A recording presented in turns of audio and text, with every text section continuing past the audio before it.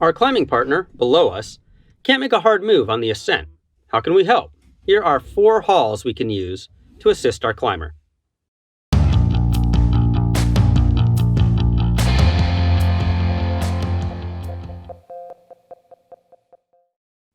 Hello again, I'm Jason.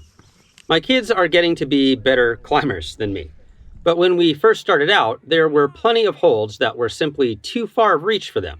Yes, Kate, come on! So, to keep our progress efficient on a multi-pitch route, we could deploy one of a myriad of different haul systems to help them past a tricky section. In order of increasing complexity, but also increasing levels of assistance. First, we can use the vector haul. This is simply pulling on the haul line at an angle perpendicular to the load. This creates a triangle with a shorter hypotenuse than the original load line. Great for getting up a dozen key centimeters. Next, if the climber is near the anchor, I can extend down to them the brake line coming from the belay device. This allows the climber to pull down on that brake, which also pulls themselves up. If we need more mechanical assistance for a longer section of difficulty, and again, if the climber is near the anchor, we can send a loop of rope coming from the brake strand and have them clip that carabiner to their belay loop on their harness. It need not be a locker because the climber is still on belay on the load strand. That is their shortest section of rope.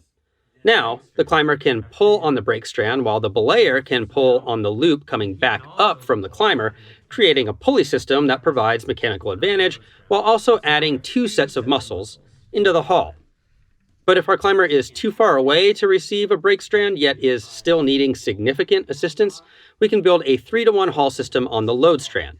We tie a safety knot to go hands-free.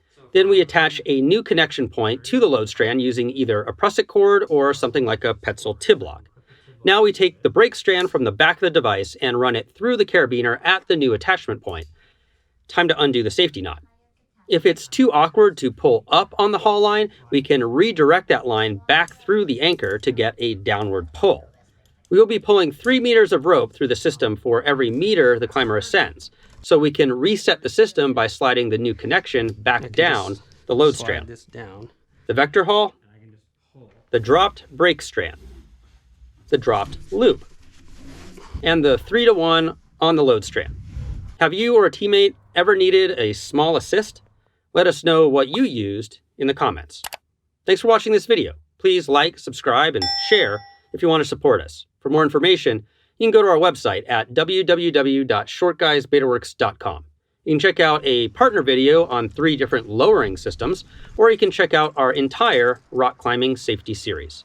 We'll see you next week and keep on getting more out of that big outside.